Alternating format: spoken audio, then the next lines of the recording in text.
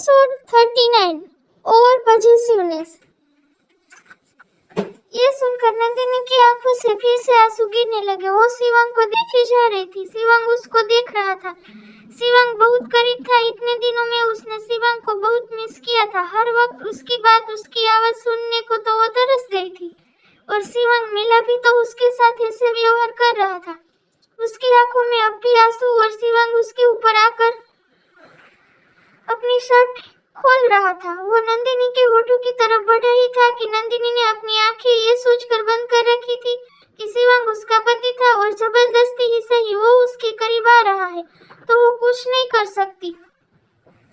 शिवंग नंदिनी के होठ पे अपने होठ रखे ही थे कि तभी दरवाजे पे ओम के रोने की आवाज आई। मम्मा, मैं आपके पास ही रहूंगा, ओम रोते हुए बोला। ओम की आवाज सुनकर नंदिनी और रोने लगी और तभी शिवंग चिल्ला कर बोला, ओम, दादी के पास जाओ, अभी मम्मा कुछ काम कर रही है।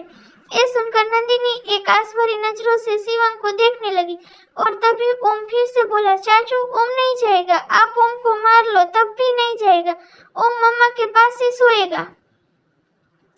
ये सुनकर शिवंग ने पहले अपनी आंखें बंद की और एक गहरी सांस लेकर एक नजर नंदिनी को देखकर बोला, आपकी मम्मा ऐसी ही है, ओम सिर्फ दूसरों को अपने पीछे पागल बनाकर रखती है और फिर तड़पाती है। ये सुनकर नंदिनी और रोने लगी और फिर शिवंग उसके ऊपर से उठा और अपनी शर्ट पहनकर जाने लगा। तभी नंदिनी अपनी नजरें झुका के बोली, प्लीज मुझे खोल दीजिए, ओम सवाल करने लगेगा। ये सुनकर शिवंग नंदिनी के पास आया और फिर उसे खोल दिया और जाने लगा। तभी नंदिनी ने उसका हाथ पकड़ लिया और अपनी नजरें झुकाए हुए बोली,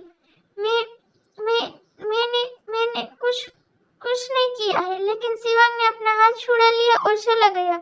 दरवाजा खुलते ही ओम झट से अंदर आ गया और नंदिनी के सीने से लग गया। नंदिनी ने भी बहुत दिन बाद ओम को अपने सीने से लगाया था। उसे भी अच्छा लग रहा था। वो ओम के बालों को सहला रही थी। इधर जमुना भीरों को डिनर करा रही थी और बोली जा रही थी, और काजी, आपकी साहब कैसे है?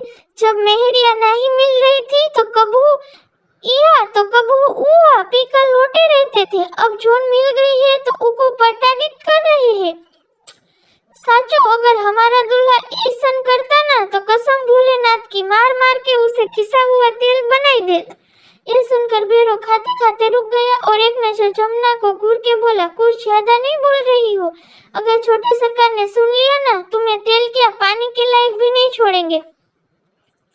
ये सुनकर जमुना उसे कलसी दिखा के बोली, अब जोन ज्यादा बोले ना तो एक को कलसी दाल और ना देंगे हम का। डरते हैं बड़े साहब से, सामने आए ना तो ऐसे मुंह नोचवा, मतीन मुंह नोच ले। जब देखो तभी उनका मुंह हुआ गगरी मतीन फुला रहता है। अब तो कोई कुछ नहीं बोल रहा था। राणा जी, भैरव और अखंड उसे देखे जा रहे थे। ये देखकर जमुना फिर से मटक के बोली, हो गई ना बोलिया बंद, हमको न गलत बोले का? आए छोटे साहब, हम बताओ थे। और तभी आवाज आई, क्या बताना है तुम्हें हमसे? ये सुनकर जमुना की आंखें बड़ी हो गई। उसके हाथ की कलछी कांपने लगी और तभी शिवंग उसके सामने आया और बोला, बोलो, क्या कहना था तुम्हें हमसे? ये सुनकर जमुना अचानक मुंह बनाकर मुस्कुरा दी और बोली, का छोटे साहब, हम तो कुछ ना कहे, ये जो आपके नौकरवा है ना, ये सब हमको बोले रहे कि ऐसे बोलो तो माने, तो हम भी छोटे गांव की बुद्धू जैसन है, इस सब का प्लान नहीं समझी और बक बक कर दिए। शिवंग अभी कुछ सोच रहा था तो वो बोला, ओके ओके, कोई नहीं, जाओ नंदिनी के पास, और हाँ, बाजीगर और जीसू भी साथ रहेंगे, और हाँ, 1 मिनट के लिए भी नंदिनी को अकेला छोड़ा ना तो तुम्हें भूखे शेर के सामने अकेला छोड़ देंगे। ये सुनकर जमुना ने जल्दी से कलछी पटक दी और बोली, अब हम 1 मिनट यहाँ नहीं रहेंगे, हम तो जा रहे हैं, अब खुद ही खा लीजिए।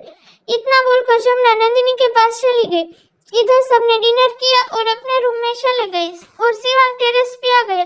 कुछ सोचते हुए उसने शराब का बोतल लिया और बोतल से ही पीने लगा। तभी अखंड उसके पास आया और सामने देखते हुए बोला, खुद को संभाल शिव, तू नंदिनी के साथ खुद को भी हर्ट कर रहा है। शिवंग भी सामने देखते हुए बोला, बहुत प्यार करते हैं हम नंदिनी से, पर ना जाने उसने हमारे साथ ऐसा क्यों किया। अखंड सोच के बोला, कुछ सोच समझ उसके बाद तय कर, एक बार नंदिनी की बात सुन ले, वो क्या कहना चाहती है।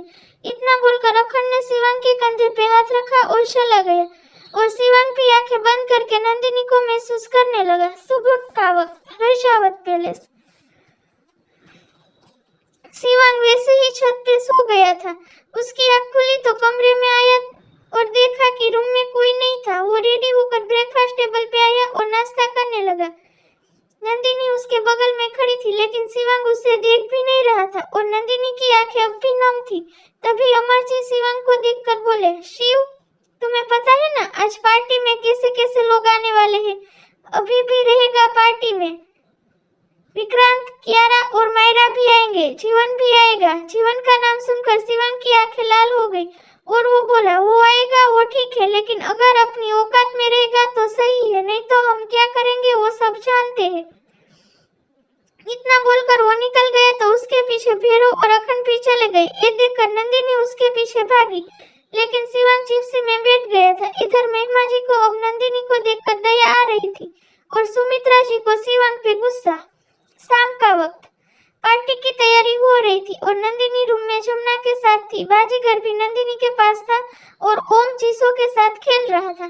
तभी सुमित्रा जी रूम में आई और जमुना को देख के बोली, सबको लेकर जाओ, नंदिनी से अकेले में मुझे बात करनी है। ये सुनकर जमुना सबको लेकर चली गई।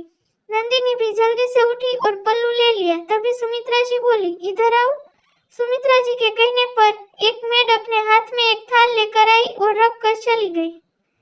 फिर सुमित्रा जी ने नंदिनी को बिस्तर पे बिठा दिया और बोली, पता है शिव गुस्सा है तुमसे और मुझे ये बिल्कुल पसंद नहीं है। सिर्फ ये कह रही हूँ कि वो तुमसे बहुत प्यार करता है और प्लीज उसे खुद के हाथ से मत जाने देना। इतना बोलकर वो उठी और थाल का सामान नंदिनी को देकर बोली, और ये सब तुम्हारी मदद करेंगे शिवांग को करीब लाने में। इतना बोलकर सुमित्रा जी ने नंदिनी के सर पे हाथ रखा और चली गई। इधर शिवांग भी आ गया। वो कमरे में आया तो देखा नंदिनी ओम को तैयार कर रही थी, तो वो भी आया और तैयार हो गया। उसने ब्लू कलर 3 पीस सूट पहना था। मेरे पास ब्रांडेड घड़ी और ब्रांडेड फॉर्मल शूज में वो गजब लग रहा था, लेकिन अभी नंदिनी तैयार नहीं हुई थी। शिवांग रेडी होकर चला गया। फिर नंदिनी ने भी साड़ी ली और तैयार होने चली गई। इधर शिवांग ने सुबह से एक बार भी नंदिनी पे नजर नहीं डाली थी। उसने अंदर बेचैनी हो रही थी। जब वो नहीं रह पाया तो रूम में आ गया। नंदिनी रेडी होकर जमुना के साथ बस रूम से निकल ही रही थी कि तभी अचानक शिवांग उसके सामने आ गया। उसकी नजर नंदिनी पे से हिल भी नहीं रही थी। नंदिनी ने रेड कलर की हल्के डायमंड वर्क में साड़ी पहनी थी और कानों में झुमके और लिप्स पे red matte lipstick, fish cut eyeliner और बालों को खुला रखा था और पल्लू को अपने हाथों पे फैलाया था। नंदिनी इतनी खूबसूरत लग रही थी कि पूछो मत। शिवांग उसे देख रहा था कि तभी जमुना उसके सामने हाथ हिलाकर बोली, का छोटे साहब, अखियों से खा जाओगे क्या? अपनी ही घरवाली को इतना काहे ताड़ रहे हो? जमुना की आवाज से शिवांग अपने सेंस में आया और अपने मन में बोला, नहीं, ऐसे पार्टी में जाएगी तो सबकी आंखें हमारी जान पर ही होगी। हम ऐसा नहीं होने दे सकते। हमारी जान को हमारे अलावा कोई नहीं देख सकता, वो सिर्फ हमारी है। शिवांग ये सब सोच रहा था कि तभी जमुना नंदिनी को लेकर जाने लगी, लेकिन शिवांग ने उसका हाथ पकड़ लिया और जमुना को देखकर बोला, तुम जाओ, हम लेकर आते हैं। ये सुनकर जमुना चली गई। जमुना के जाते ही शिवांग ने दरवाजा बंद कर दिया, जिससे नंदिनी डर गई और शिवांग नंदिनी को देखते हुए बोला, क्या जरूरत है इतना खूबसूरत लगने की, इतना सजने की? ये सुनकर नंदिनी धीरे से डर से बोली, वो बड़ी माँ ने बोला था। तभी शिवांग अपना सर झुका के नंदिनी का चेहरा अपने हाथों से ऊपर करके एक सनक के साथ बोला, नहीं पसंद हमें कि तुम्हें हमारे अलावा कोई और देखे। ये सब साफ करना होगा। ये सुन के नंदिनी शिवांग के अंदर की सनक को भाप गई और वो डर भी गई। और तभी शिवांग ने अपने गाल से नंदिनी के गाल को रब किया और तब तक रब किया जब तक नंदिनी का मेकअप खराब नहीं हो गया। नंदिनी भी कुछ नहीं बोल रही थी और तभी शिवांग उसके चेहरे को देखते हुए बोला, चेहरा ठीक है, अब होठों की बारी। ये सुनकर नंदिनी शिवांग को देखने लगी और अब उसके होठ कांपने लगे थे।